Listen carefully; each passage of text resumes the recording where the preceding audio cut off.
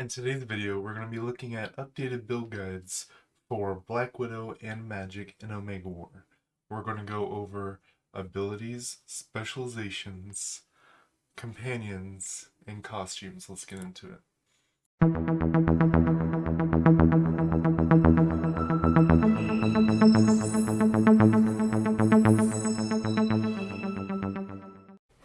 This second build is the one that I'm personally using.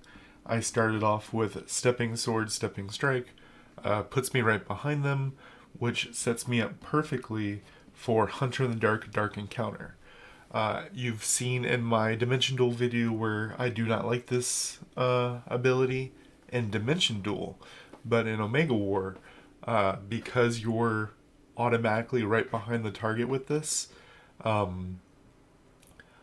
you may miss the initial target just because they could see you coming in with Stepping Sword because it has kind of a flashy animation and they could do a dodge, so Dark Encounter may not hit them, but it's a small AoE, meaning if there was other targets next to him, you can end up pulling them and then just turning off their dodge, which is a huge aspect of what we're trying to do with this specific build right here, which is chase the point leader and guarantee those kills. If anyone else is following you to kind of guarantee these kills, turning off their dodge can be the make it or break it.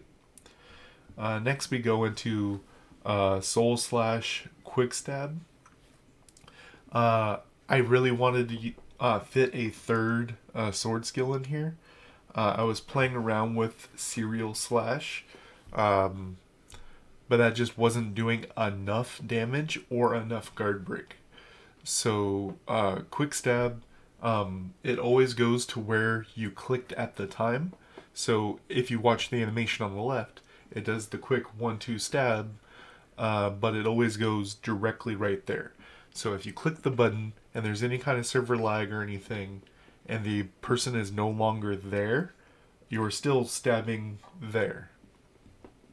So it's up to you. You have a couple wiggle room spots right here. You can use the other build to kind of amalgamate whatever you want to do at that point, but Quick Stab is currently working out pretty decently.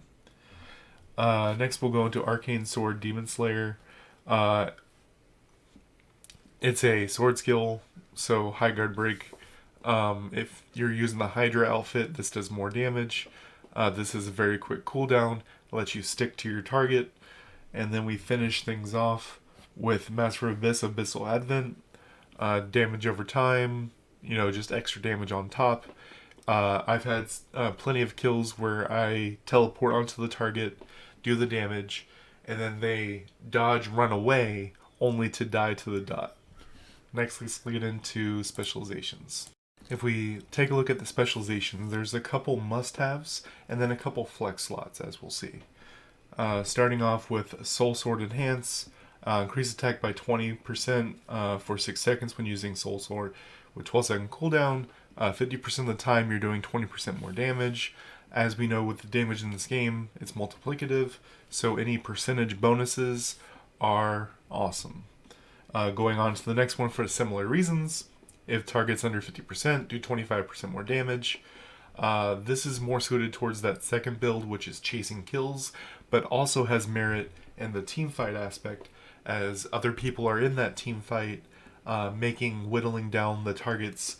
It happens just naturally, so most people are going to be under 50%, at least 50% of the time, right? So more damage is more damage. Next, the third one, we're using a life substitution, HP into attack. We have a bunch of HP, leaning into HP for damage. Also really good. And because, like I said, because the conversion of this skill over here, Soul Sword Enhance, is multiplicative, and how the multiplicative currently works in the game, having more base is currently powerful. Last is, so I'm really just going to tell you 5 and then let you pick between the 4, because it's hard for me without knowing your exact rolls on your cards rolls on your equipment, things like that. It's hard to tell you an exact 4 with how nuanced Magik is, but the next two are going to be the ones that you will really have to think about the most. Uh, Cooldown, I was corrected on this one. Most of these specializations scale up 1 to 1, meaning whatever it is at 1, you times it by 10, that's what it is at 10. This caps out at 7.5, which makes it less appealing in my opinion.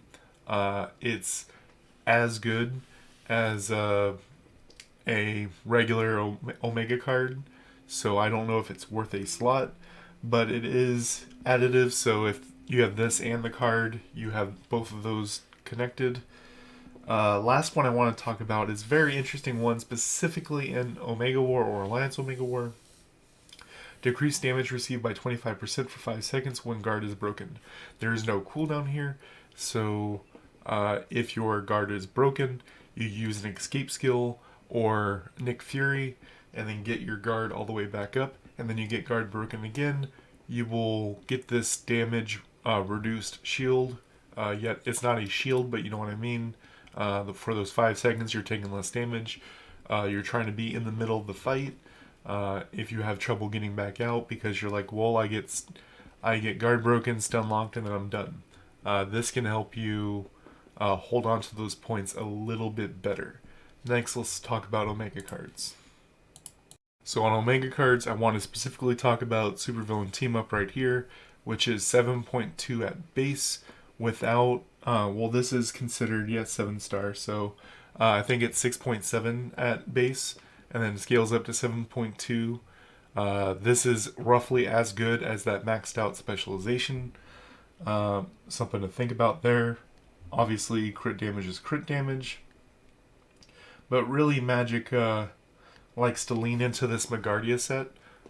Crit rate, crit damage, HP, defense, all the things that you're wanting. Set 6 is really great. So a set 6 and 2-piece set 2 is not bad at all. We have the new set 15, which has a great, amazing 4 set of accuracy rate and ultimate skill level for Darkchild. Darkchild is currently not working as it used to. At one point, you got levels in it when using New Stark City outfit.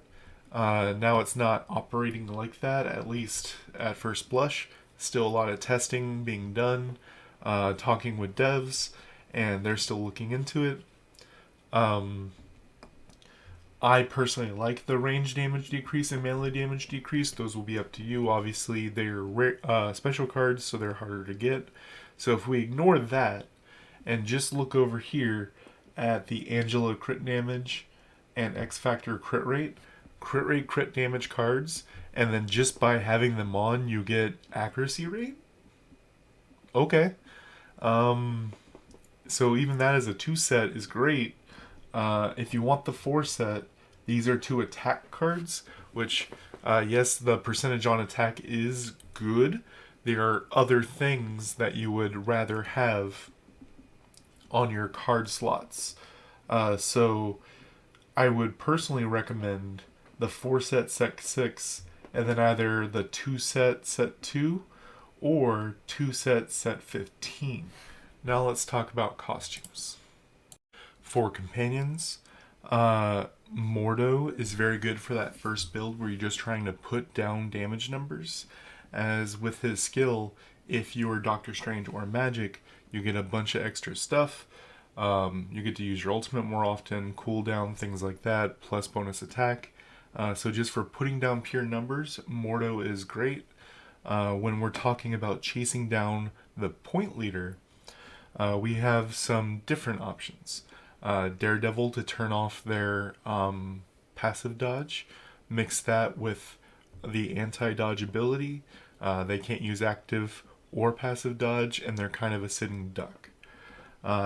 We also can use Nick Fury if a guard break is a big thing that's going on, but we're not really so worried about guard break as Magik with our actives. Gilgamesh is also very decent. You can get to a 2 or 3 person stun that can really change the flow of the game. The last ones I want to talk about is if you're the point leader, Ultron can be really great as at max. I believe it's currently I have it at 35. It may go up to 40, I think, percent HP. But something to keep in mind is right here, Scrag bonus effect. So just for having her on your squad, so if I take her and put her where my Kasim is, I will just get that 6.86% guard damage. And as you saw, all of our skills are medium or high guard break. So we really can use that guard break damage. Next, let's get into costumes. For costumes, we have Xanderth and Hydra. So Xanderth gives defense, pierce, and soul sword, whereas Hydra gives crit rate and soul sword. It's up to you. I personally prefer crit rate as it's harder to get than defense, pierce on most ways. Then talking about non-special, non-regional, it's kind of rough as we don't have all the costumes for Magik. Most other characters you can find any ability and get a regular costume, whereas with Magik it's not really there. So Uncanny X-Men is very decent. Master of the Abyss is a skill we use quite often. The other one, which you'll never see me say on any other character, Modern, actually is kind of decent as if you are using your ultimate more often. Modern increasing your basic attack is something that's very powerful. Not specifically for Omega War, but always something to think about as when you're bringing up gear, you're not doing it for one mode, you're doing it for your character. Next, let's get into Black Widow. For Black Widow, as with most of my character builds, we have 2 builds I'm going to show you. One is very in and out playstyle. Usually wait for 1 or 2 stacks of your ultimate depending on the enemy makeup, how rough it is to get in there. And the second one is actually a Korean player's build. I don't have the name, I apologize. But showing us the use of a particular skill that we'll get into shortly. First, I do still like Trained Assassin Quick Step Strike, especially in Omega War. It doesn't. It always goes towards a target, but it doesn't always go towards the same target. It's also medium guard break, but it happens 4 different times, meaning you have the medium guard break trigger 4 different times. With multiple hit abilities, whatever your guard break is, it does that calculation that many times. Next, we get into probably one of our best Omega War abilities. You've probably seen this in Dark Zone. Trap Expert, Trap Deluge. It doesn't look like it does a lot because it's only 430% damage right here at base. But when you're boosted with regional or special gear and your ultimate, plus this happens twice, so it's 860. It just goes really, really high. Next, we have Double Shot, which works super well with the aforementioned Trap Deluge, because if you go Ultimate Invisible, run into a group, hit them with the Trap Deluge, and then immediately follow that with Double Shot, you're probably killing the entire wave if anyone survived the initial onslaught. Then Flare Gun, if you remember from the video yesterday, blind is accuracy versus resistance. So you just throw this to throw this. If you blind someone, awesome. If not, oh well, you got damage in. It also moves your character, so you can use that to dodge a couple of abilities. Last, we're using firearms, frag bullets. Very quick animation, high damage, and tracks. So if a Magik does her dash and teleports away, if Strange dashes away, if anyone uses a skill to get away, or runs, this will still follow them. You will still deal damage after that makes connection. Next, this is the second build. The middle three abilities are the same. All that really changed are slot 1 and slot 5. Slot 1, instead of Quick Step Strike, is using Exploit Weakness. Exploiting a weakness here because during that animation where she dashes forward, it says untargetable while using the skill. That is considered in the game target off, but it's acting as a true target off. So what do I mean? The time it takes to use the skill is not proportional to the time that they're not able to target you. A lot of skills that were targeting you before you go through, such as Iron Man missiles, act as if they never happened. That's something people were getting aggravated with Quick Step Strike because it says untargetable during it, but there's between the dashes, there's technically, a quarter of a second, a millisecond. I don't know the exact time, but there is a time that you can in fact be targeted, and if you were targeted before Quick Step Strike, you still get hit. With Exploit Weakness, if you were targeted before the hit, you are not still hit. So it's acting as a true iframe. Number 2, 3, and 4 are the exact same for the same reasons. And then number 5, Widow's Wire Knee Dive. This is for people that have tough issues with people up in the air. Something to keep in mind is your flare gun, trap expert, and double shot are usable in air. So using knee dive to get up in the air, and then there's a group of Iron Man, storms, what have you. Especially if a storm is in bubble, it's a great time to knee dive, as even though she doesn't take damage, she can still be targeted, putting you in position for a great flare gun into double shot situation. Now let's talk about specializations. Alright, for Widow specializations, number 1, first and foremost, Secret of Spy. We're just taking 18% less damage off the top. Always something that we want. Next, we're going to talk about Subdue, because you have several status effects, including shock from Trap Deluge and other sources, as well as your team is putting out effects as well. Meaning you're always doing this 30% extra damage as long as someone has some kind of status effect going on. I personally like Acrobat. The only issue is in Omega War or Alliance Omega War, you have crystals. So when you go to pick up a crystal, this can mess up your 30% or below, making it hard to get this bonus. If it wasn't for the crystals, I would recommend this 100%. Improvising obviously got nerfed, but with the first build of really playing the in and out strategy, you will always have this up when you're doing the in portion of your in and out strategy. So you go in, Quick Step Strike, do all your AoEs, Quick Step Strike again because of this initial 2.5 second cooldown effect, and then you're able to get out with Vanish or some other means, allowing you to wait the 10 seconds or so before you go in again. The revive works in Omega War and Alliance Omega War, but it has a 10-minute cooldown, so you're only doing it once. So if you're going to use it, make it count. I do not recommend it. The next single target, we're not doing a lot of single target. This does work on any ability that only hits one target. Widow doesn't really have any single target abilities. They all do AoE. Even the snipe hits 2 or 3 targets, no problem. It's if your skill only hits one target, this will count. We have extra crit damage and crit damage cap. The crit damage cap is great.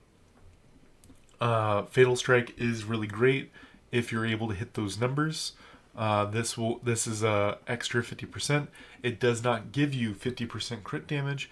It allows you to have 50% more crit damage, meaning you can get 350% crit damage, which is amazing.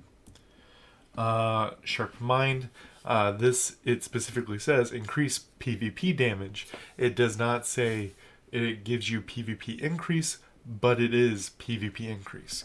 Meaning, once this is maxed out at 29%, if you already have your 70 or 75% PvP damage, this will not be giving you almost anything.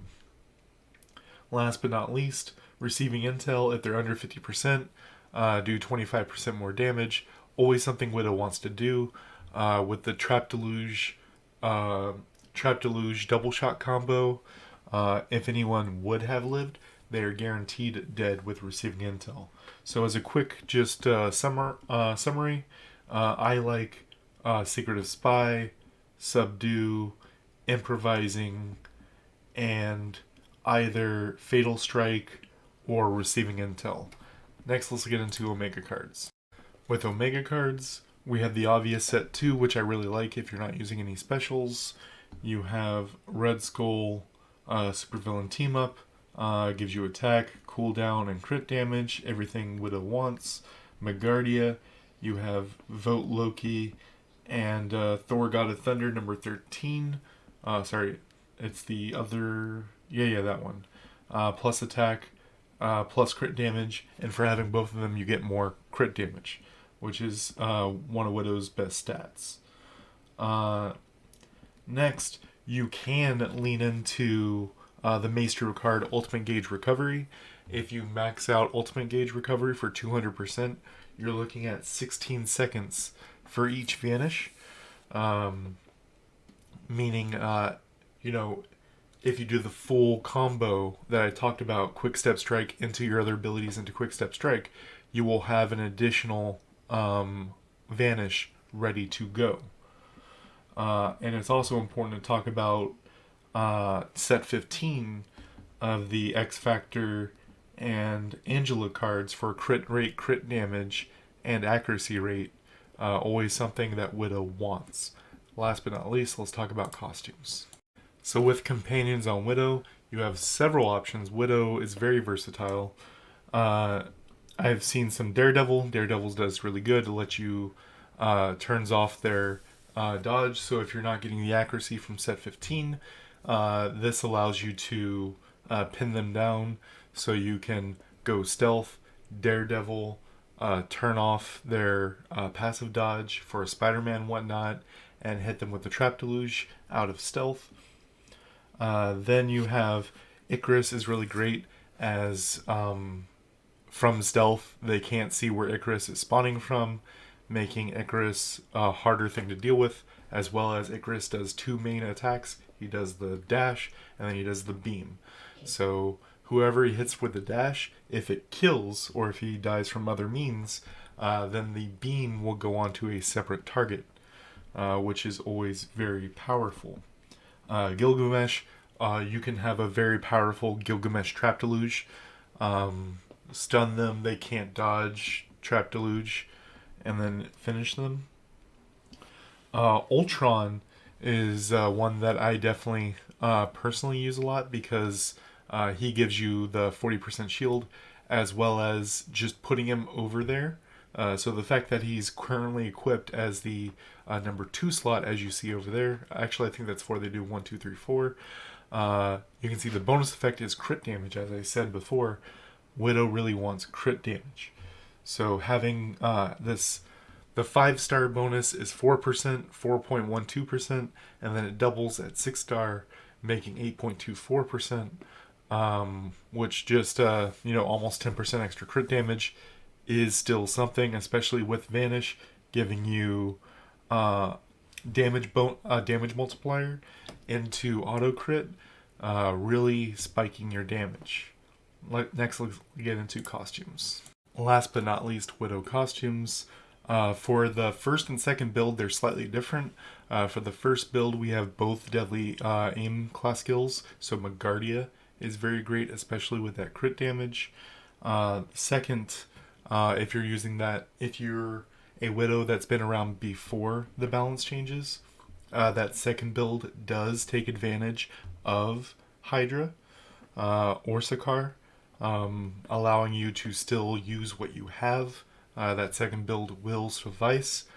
For anyone that doesn't have regionals and wants to use regular costumes, Yelena Belova doing Widow Sting, which is the double shot, or Spacesuit, which is Trap Expert Trap Deluge. Those are your two main choices, either or up to you. I believe in more game, I think, and specifically Omega War or Alliance Omega War, Spacesuit has the edge, hands down. But in more game modes, Yelena Belova's Widow Sting double shot or Concentrated Fire, depending on the game mode, does have the edge. Let me know in the comments down below if you have anything to add to these builds and if you think they helped you. Till next time, guys.